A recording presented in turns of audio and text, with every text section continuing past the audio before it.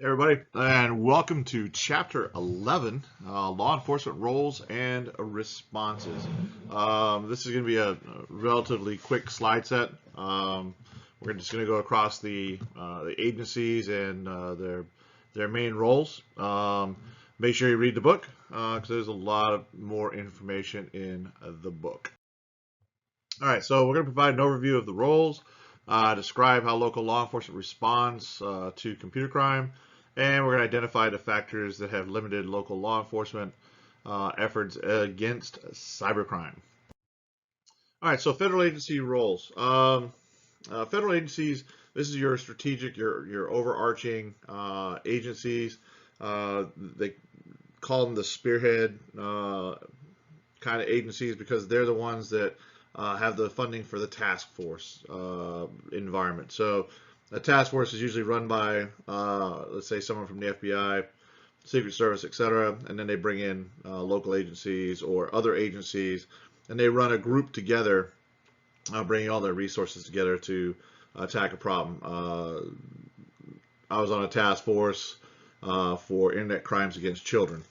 So during that task force, we had a federal agent who was our head guy, and then we all participated as investigators, agents, kind of whatever was needed. The federal agencies spend a lot of time recruiting specialized people.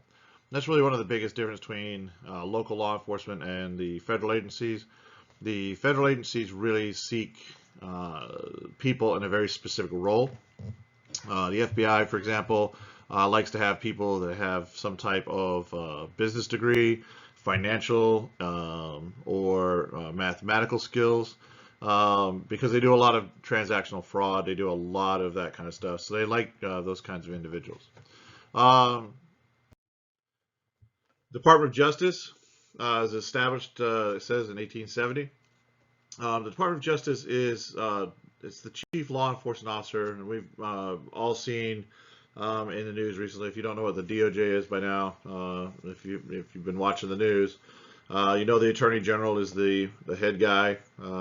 He is the administrator of the federal level of justice, and the Attorney General, he represents the United States in all legal matters. If there's a country that is looking to sue the U.S. for some reason, the Attorney General is involved in that. And he works closely with the UN, State Department, local, federal, state agencies, all come to the DOJ. And the DOJ does a lot of good work when it comes to providing checklists and workflows.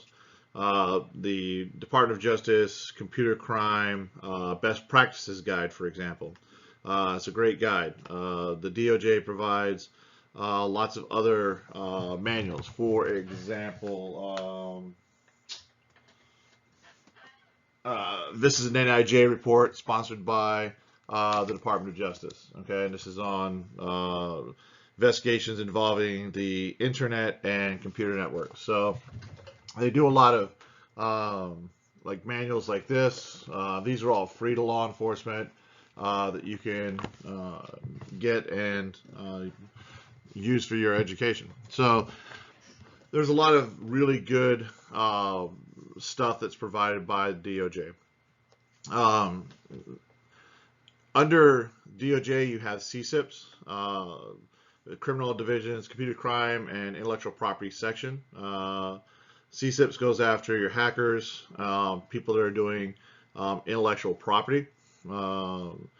They have attorneys that are specialized in that arena, and they do a lot of good work in putting folks in jail for computer crime and hacking.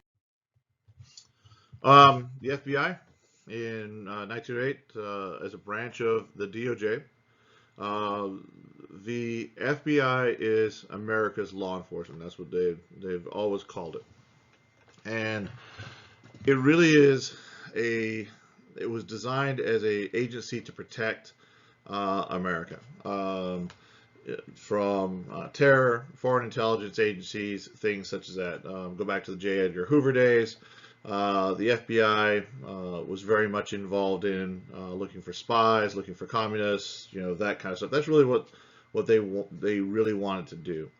Um, they were also during that time they were also building the best laboratory, forensic laboratory, and set of experts in the world.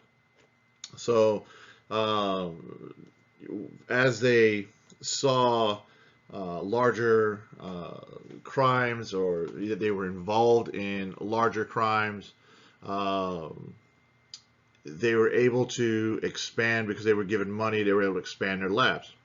So they were able to include things such as ballistics. They were the ones that were able to create and generate new streams of investigative forensics.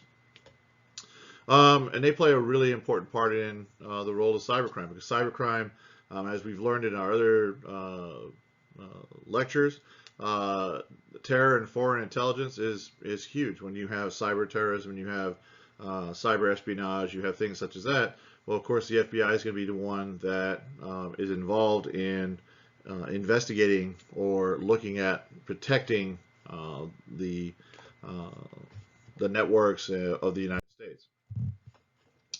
Um, One of the things that the FBI is charged with is the protection of the high technology within the United States, but they are not responsible for uh, conducting or protecting the network. They're designed as an enforcement agency for the protection.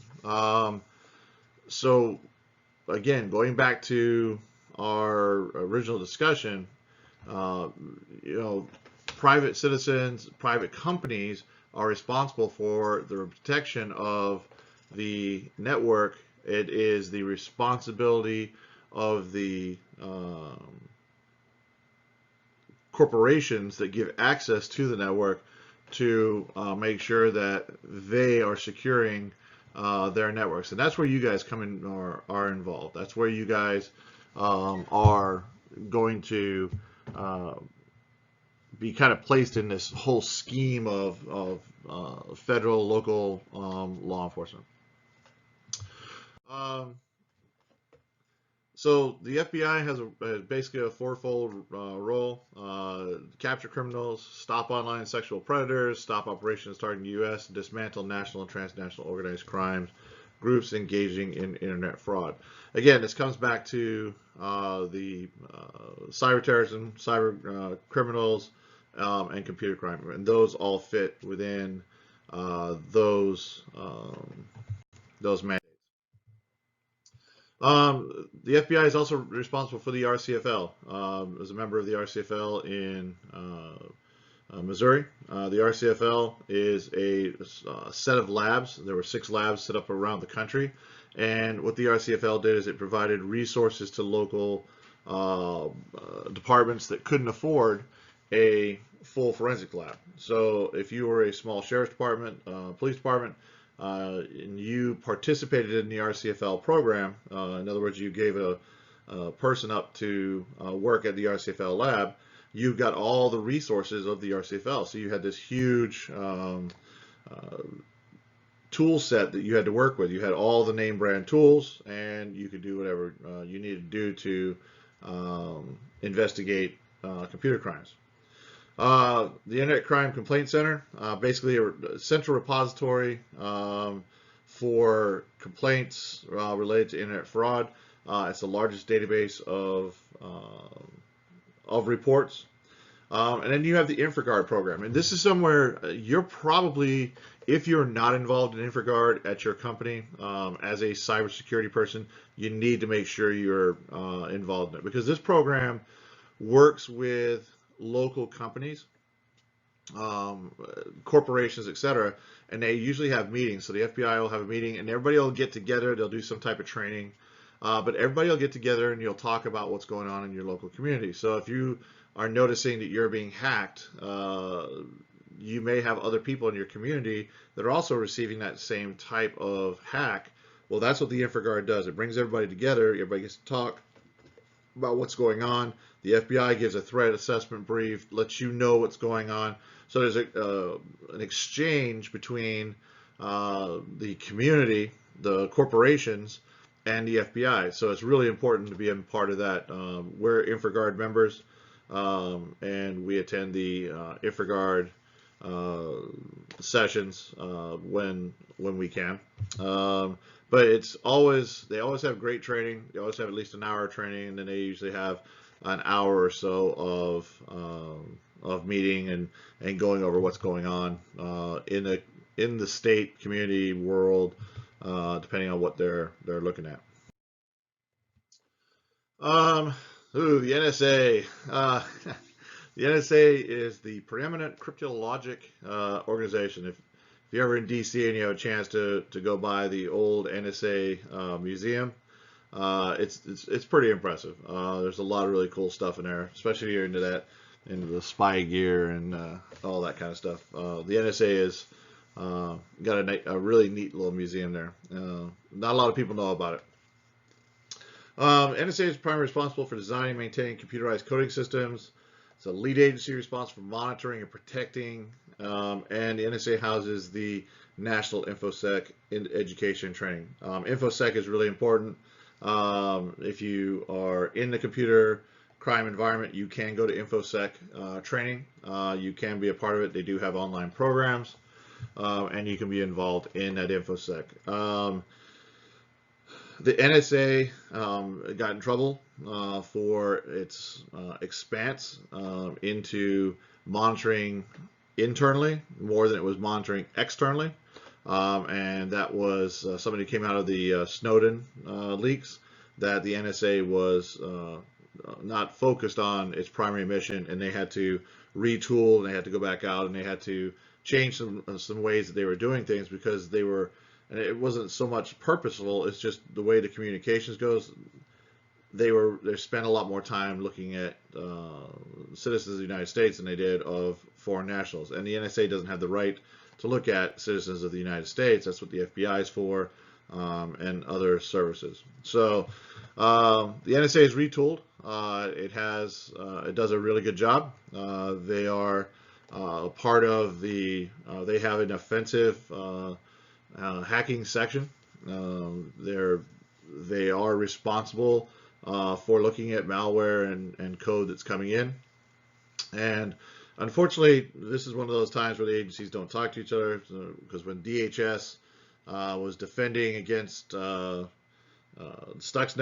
the NSA was producing Stuxnet. So sometimes all of these agencies have their own agendas, and sometimes they don't talk to everybody else, so it can cause issues. The FTC. The FTC, not heard of a lot, especially in our world of computer crime. But the FTC has a primary enforcement mechanism, and is divided into basically 7 divisions. Okay, enforcement, advertising practices, financial practices, marketing practices, planning information, consumer business programs, and privacy and identity programs. The FTC is who you're going to go to for your identity theft. They have a clearinghouse for identity theft. They have a really good program for identity theft. They are going to be the ones that help you through the identity theft issues. And then the FTC also has the Consumer Sentinel, which is used to compile statistics regarding the incidence of identity theft. Again, if you don't report it, it's not going to be in the database, and a lot of people don't report, the instances of identity theft, unfortunately. So the FTC, it has teeth, it has investigators, it has laws, but they spend a lot of time looking at how the internet is being used or abused for financial gain by corporations in a lot of places, and how people are using it to manipulate others to commit crime. So through the identity theft, that kind of stuff. The FTC uses other agencies to actually go out and do a lot of their kind of investigative or arrest scenarios. So the FBI, Secret Service, others will be involved normally in an FTC investigation, especially one where they're going to go knock on a door and do something. I'm going to sneeze. Postal Service. I will tell you, when I started up in computer crime and child pornography, U.S. Postal Service was the preeminent organization for doing investigations. The Postal Service inspectors were phenomenal computer guys, and from what I can tell, they still are. The Postal Service has a lot of control because of the way the mail system works. The postal inspector, the postmaster, has a lot of authority to give law enforcement permission to look at certain things. So in child exploitation cases, production things such as that, which are larger documents are being sent through the mail, the Postal Service is extremely efficient at catching and capturing information and conducting investigations that end up putting child predators in jail. So the Postal Service does a great job, and they always have. They're one of those agencies that no one ever looks at and says, oh, they must have a law enforcement agent or a department, but they really do have a very strong postal inspector service. DOE, anything that's energy, anything conservation, anything efficiency goes to the Department of Energy. So when we were looking at that Aurora program, that was a program that was sponsored with Department of Energy along with Department of Homeland Security. So they were looking at how infrastructures could be taken over by a foreign power. So looking at could they do a Stuxnet type attack to us? Could they destroy our infrastructure? Could they take over our infrastructure? Things such as that. The DOE has a cyber incident response and recovery team. They are very aware of the vulnerabilities of some of their nuclear facilities, some of the solar facilities, oil, gas, etc. They're very key on protecting those infrastructures and those layers that potentially could be disastrous if they were taken down. Okay, Department of Homeland Security. This agency grows, shrinks, grows with different organizations being created and put under it. DHS designed after 2000 or September 11th, 2001. It's supposed to be a consolidator of the all the federal agencies. It's supposed to increase interagency coordination in the fight against domestic terrorism. So DHS is responsible as a kind of an overwatch for many other organizations. DHS is a powerful organization. It has a secretary, cabinet level. It is something that is probably going to see more growth, especially as we become more offensive in our cyber. There's going to be someone who has to run that. The Air Force is doing that now, but eventually I think it will come out of the Air Force and they will fall either under or with DHS for overt cyber offensive action. So inside of the DHS, you have the National Cybersecurity and Communications Integration Center, charged with protecting cyber infrastructure and situational awareness. So in other words, they have a big board and they say, okay, what's going on? What's the threat today? Who's coming at us? Where is it coming from?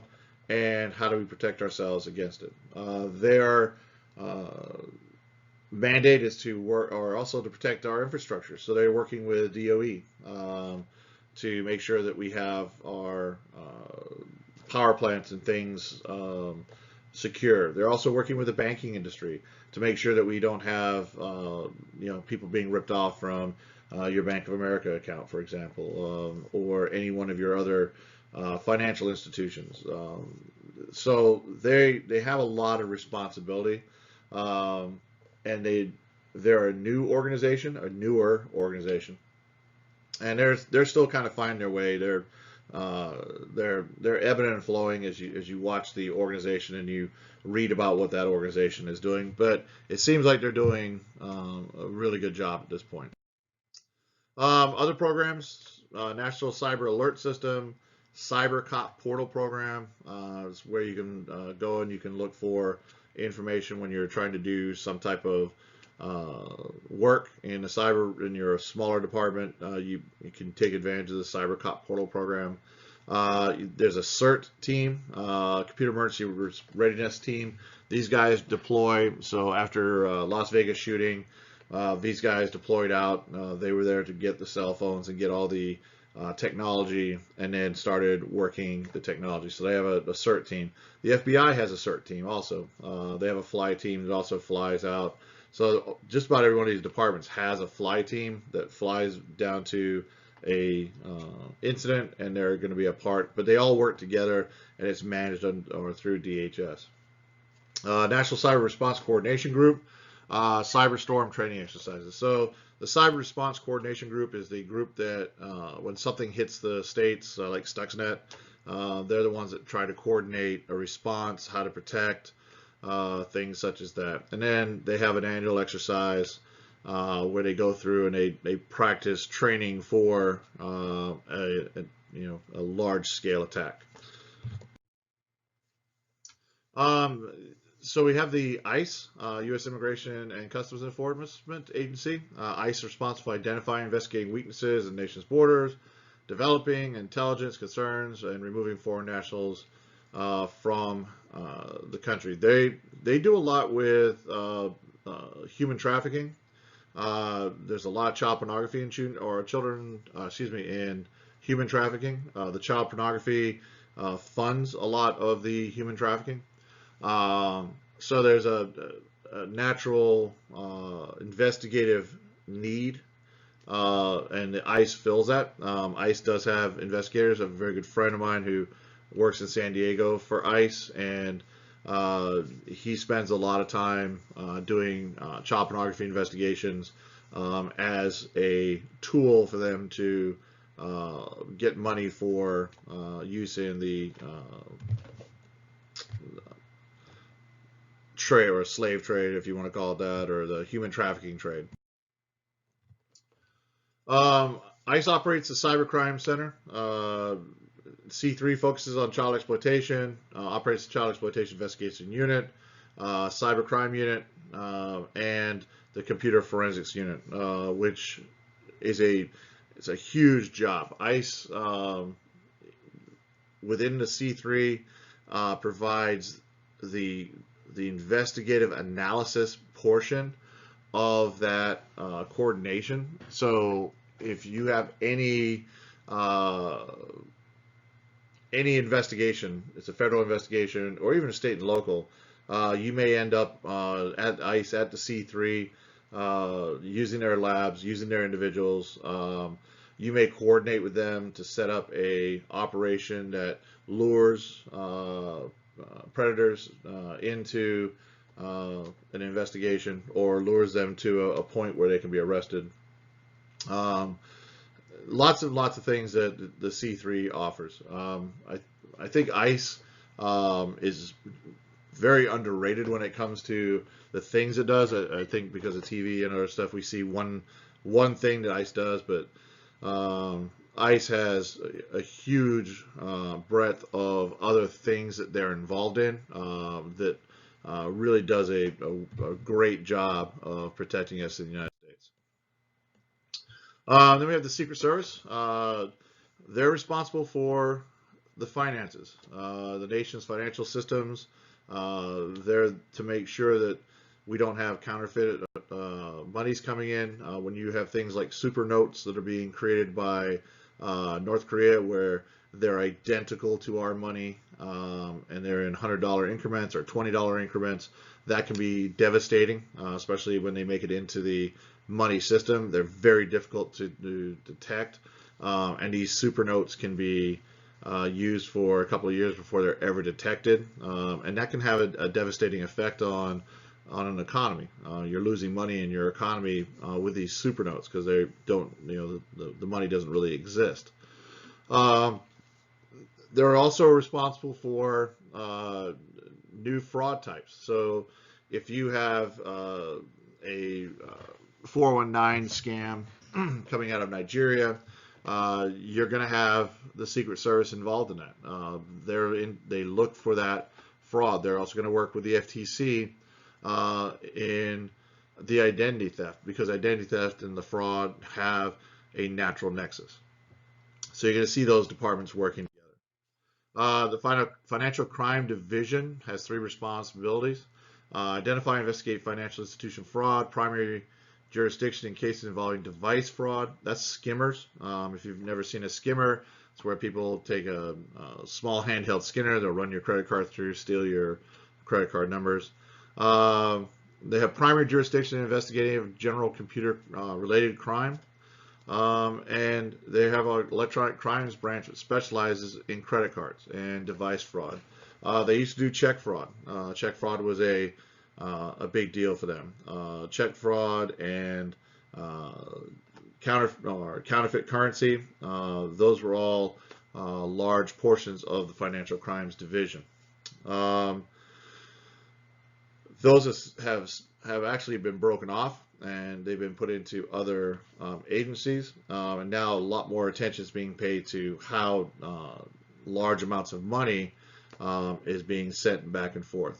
One of the not sad, but one of the bad things about the larger services like this is if you have a computer crime, and let's say you lose $100,000, and for you that's pretty devastating.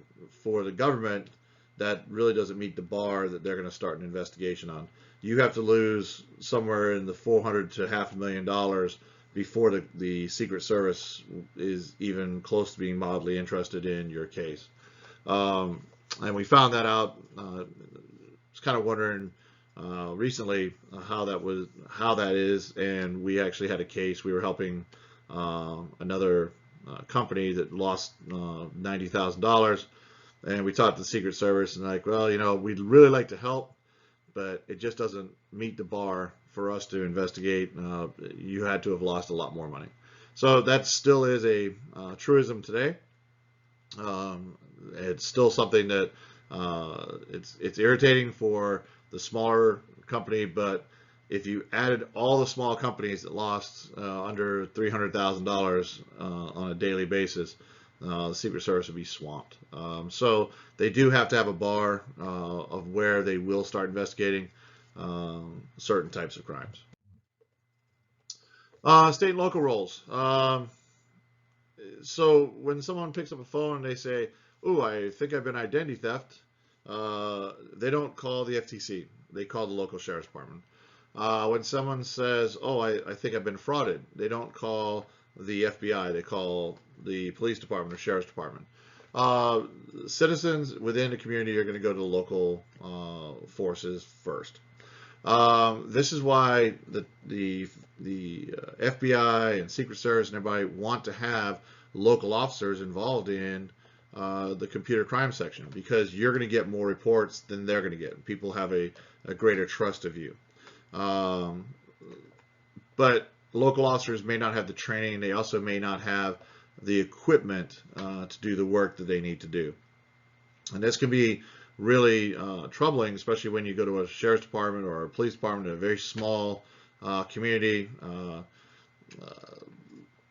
I know a couple in Missouri, population, 600, 700 people. They have one police officer. They're part of a sheriff's agency, which is maybe 5, 10 people. And they don't have computer crime investigators. So citizen calling to that local police department and saying, "Hey, I've been a victim of identity theft is probably going to get more of a, well, you may want to call a lawyer and see what they say you should do, because they may not have any experience in that kind of thing. They may not have the tools. They may not have the training. They may not be paid like a New York City police officer is, so therefore they don't always get the cream of the crop. So a lot of the small agencies, a detective, or excuse me, a deputy. I know in one community, a deputy there made $22,000 a year, and the garbage guys made $27,000 a year. Deputies were the lowest paid people on the county payroll, which caused issues for them, because they had officers that took jobs there that basically couldn't get jobs other places, and that's never a good thing. So state or the local resources, again, sometimes they can be really great. So if you get into a kind of a larger department like St. Louis or Kansas City, something like that, you have well-paid, well-trained police officers. But the farther out you get into the country, you may lose that. Sometimes you run into some really high-tech guys that have retired from a larger department, and they've moved into the country for their retirement, and they do the police thing on the side. But my experience has been, once you start getting out into away from the larger populations, your level of computer investigative experience definitely drops. Not to say that all investigative does, but computer level definitely drops. So there's 4 critical needs of local law enforcement: training, equipment, updated criminal codes, and resources for tapping federal expertise and equipment. DHS provides that last one. So does the FBI through the RCFLs. They give resources. You just have to be a part of it. A lot of police departments are not involved in it, and they should be. The criminal codes, most of that's a state thing. You have to be a part of maintaining the state code. There are mechanisms to help keep the state code correct. We made some changes to the Missouri state criminal code for computer crime. There were some laws that need to be updated. We were a part of getting those changes put through. But the two things that are really kill most law enforcement investigative abilities is training and equipment. A police department that's small looks at training as a burden, and they normally can't afford to send people to training, and they can't get the equipment to do the work. So they rely on other agencies, they rely on other people to do their work. The problem with that is it creates a backload. So if I arrest someone in my jurisdiction, I take them down to the jail, and it's going to be 6 months before the evidence is actually looked at. The court may say, you're going to have to go back and get this person, because I can't hold him in jail for 6 months while you're seeing if he's done something wrong. So they'll release the individual. Of course, as soon as they release the individual, they're gone, and you hope that you'll catch them again. So by not having local resources, you run the problem of not being able to do your job. So training equipment are really the two biggest problems for local law enforcement, because they're ones that can be changed by local law enforcement, but sometimes they can't be changed because there just is no money. And if there's no money, then the training and equipment go away. And when you're looking at $4,000 for a week of training on a specific device, and that device costs $12,000 with an annual license of $3,000, a small department is just not going to pay that. If a sheriff has a choice in a small community between a light bar and sending me to some phone training so I can rip phones, we're going to get a new light bar, because he understands light bars. That's the difference. That's one of the biggest problems we have when it comes to training and equipment. All right. So I told you this would be one of the quicker chapters. So read the book. Make sure you stay on track with your reading. If you have any questions, as always, drop me a note. And I will see you in the next lecture.